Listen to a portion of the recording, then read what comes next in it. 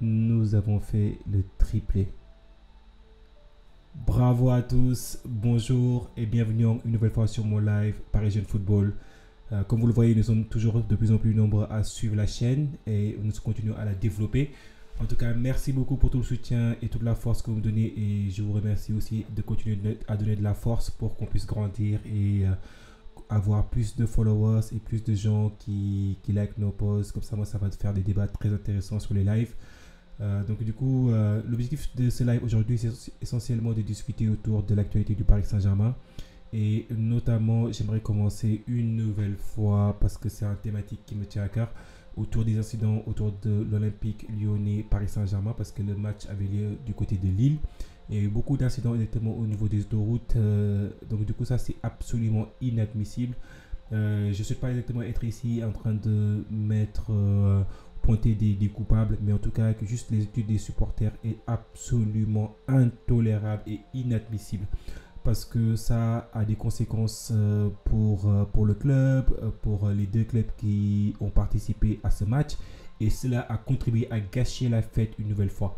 Donc du coup à ces supporters ou ceux qui se prennent exactement, qui se croient être des supporters en faisant des actes de cette nature-là, qui sont des actes inqualifiables. Donc du coup, j'espère que les autorités auront la plus grande sévérité envers ceux qui ont commencé exactement ces actions. Et franchement, de voir des familles qui se déplacent et qui ont peur pour leur vie, c'est absolument intolérable parce que vous imaginez être avec vos enfants et devoir être dans un bus en feu ou des choses comme ça, c'est absolument inqualifiable. Donc du coup, j'espère que les autorités feront ce qui est nécessaire pour que les gens qui sont à l'origine de ces bagarres soient interpellés et qu'ils aient une punition qui soit très très sévère. Donc, du coup, ça c'est la petite aparté. Maintenant que nous avons vu exactement, nous avons discuté ces incidents qui ont eu lieu, on va discuter de football, d'accord?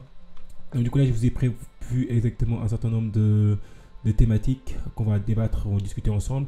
Qui est la victoire exactement du PSG en Coupe de France. Après, on va aller voir un peu sur le marché des transferts et notamment autour de Kvaratskhelia. On va se voir exactement il y a eu offre ou pas offre et aussi les autres infos transferts. Donc du coup aussi, il serait très intéressant d'avoir votre opinion sur qu'est-ce que vous pensez. Est-ce que vous pensez que le Paris Saint-Germain devrait faire une offre pour Kvaratskhelia ou également quelles sont les autres opportunités que vous verrez pour le Paris Saint-Germain, quels sont les postes que vous ciblez comme étant les postes clés pour lesquels on doit recruter absolument et est-ce que vous pensez que le poste de Ligo est une des priorités sur ce mercato-là, en sachant qu'il y a également d'autres postes qui peuvent à vos yeux être prioritaires. Donc du coup, n'hésitez vraiment pas à donner vos commentaires, vos opinions, comme ça moi après je vous reviendrai sur exactement quelles sont mes positions. Donc du coup on va se passer directement sur le match en question. Donc du coup dans un premier temps, ce qu'on va analyser, on va analyser un peu qu'est-ce qui s'est passé les stades du match. Donc du coup vous savez que le match a eu lieu au stade de Lille, pour lequel exactement le Paris Saint-Germain a remporté la victoire sur le score de 2-1. Le premier but, c'est essentiellement l'œuvre d'Ousmane Dembélé sur un centre de Mendes qui sont sur le couloir, qui est sur le couloir gauche, qui fait un centre qui est magnifiquement dosé pour la tête exactement d'Ousmane Dembélé qui a eu un moment où il était en vacances, on va dire ça comme ça, du côté de Cannes et avec son grand compère d'attaque Mbappé. Donc du coup, je pense que sur ce match-là, quand même, Ousmane Dembélé a fait un très très bon match et notamment c'est lui qui est l'initiateur de ce deuxième but par le biais exactement il est sur le couloir droit, il met un centre pour Ruiz qui s'y reprend à deux fois pour tromper le gardien Perry du côté de l'Olympique Lyonnais et qui offre la possibilité au Paris Saint-Germain de mener 2 buts à 0. Après, Lyon revient dans le match avec par le biais de James O'Brien qui marque exactement de la tête. Mais ce match quand même, quand vous voyez en termes de statistiques, vous voyez qu'il y a beaucoup de tirs du côté du Paris Saint-Germain avec 28 tirs du côté du PSG et 10 tirs du côté de l'Olympique Lyonnais. Après, quand vous voyez exactement en termes de tirs cadrés, Paris a cadré 11 tirs alors que l'Olympique Lyonnais en a cadré que 2. Donc, il y a une ultra domination au niveau statistique exactement du Paris Saint-Germain. Et je pense que, mais malgré cette ultra domination du côté de Paris Saint-Germain, on observe que Paris aurait pu également concéder exactement une égalisation, notamment sur cette tête qui est arrêtée par Donnarumma, ce qui était, franchement, moi je la voyais quasiment dedans. Donc, franchement, gros arrêt de Donnarumma, malgré que j'ai beaucoup de choses à lui reprocher, mais franchement, sur l'arrêt en question, il a fait quand même un très très bon travail. Après, en termes de possession, Paris, comme d'habitude, dans les équipes de Luis Enrique, il y a beaucoup de domination. Donc, Paris a eu 69% de possession contre 31% du côté de l'Olympique Lyonnais. En termes de faute, bah écoutez, c'était kiff-kiff. En termes de faute, c'est 11 de chaque côté. Et en termes de carton jaune, 2 du côté lyonnais et 1 du côté parisien. Donc du coup, si on devait éventuellement voir le 11 du Paris Saint-Germain qui avait débuté ce match, donc du coup là, ce 11-là, c'était du classique avec Donnarumma qui était au but et un 4-3-3 classique de Luis Enrique. Et ça va également nous permettre de donner un peu, d'analyser un peu le match et dire exactement qui est-ce qu'on a pensé à tirer son épingle du jeu durant ce match-là. Donc du coup, couloir gauche, c'était Mendes. Mendes, je pense qu'il a fait un très très bon match sur le couloir. Couloir droit, c'était Hakimi, classique. Dans l'axe, c'était Beraldo et Marquinhos. Comme actuellement, notre défenseur central, Lucas Hernandez, est blessé. Donc, du coup, il se fait remplacer essentiellement par Beraldo. Au milieu de terrain, c'est essentiellement un milieu à 3 avec Vitinha devant la défense. Couloir gauche, c'était plutôt Ruiz. Et couloir droit, c'était Zaire Emery. Après, au niveau de l'attaque, on a un attaque à 3, comme d'habitude, classique, Ligue des Champions. Donc, du coup, sur le couloir gauche, on a eu Barcola, couloir droit, on a eu Dembélé, et dans l'axe, on a eu Mbappé. Donc, du coup, je pense que sur le match en question, le joueur qui a été le moins visible, à mon avis, je pense qu'on aura tous quasiment le même joueur, ou on sera quasiment tous unanimes, c'était Kylian Mbappé qui a fait un match qui était pas vraiment un match digne ou un match du niveau d'un joueur de ce calibre. Donc du coup, franchement, Kylian Mbappé, franchement, si je devais noter ça sur 10, j'en mets peut-être un petit 4, 3,5 sur son match. Mais bon, je pense qu'il avait la tête ailleurs et qu'il n'a plus forcément la tête au Paris Saint-Germain depuis un bon bout de temps. Après, Dembélé a fait un excellent match. Je pense que Dembélé, franchement, je lui remettrais un petit 8 sur 10.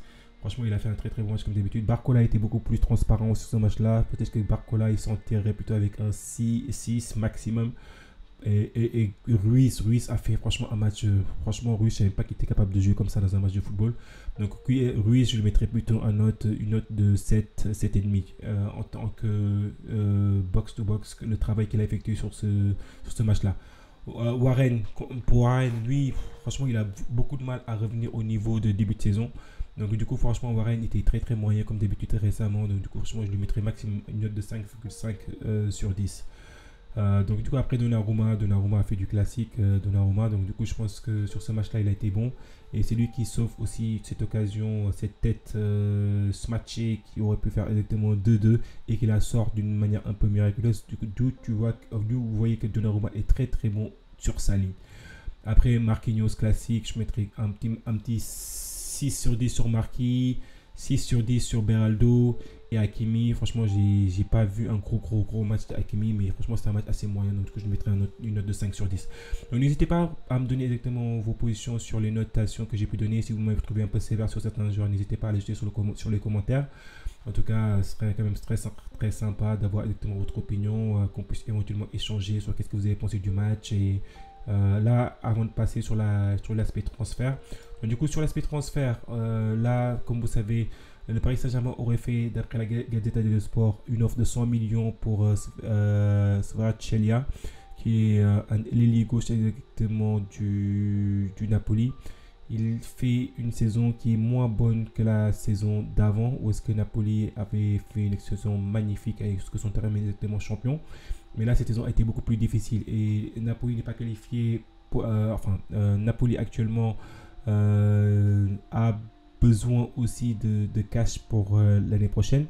Donc du coup là, exactement une offre de 100 millions. Est-ce qu'elle sera de mesure à convaincre De Laurentiis pour lâcher son joueur, en sachant qu'il y a également des négociations pour un renouvellement contractuel et qu'on parle d'une somme qui sera autour de 4-5 millions.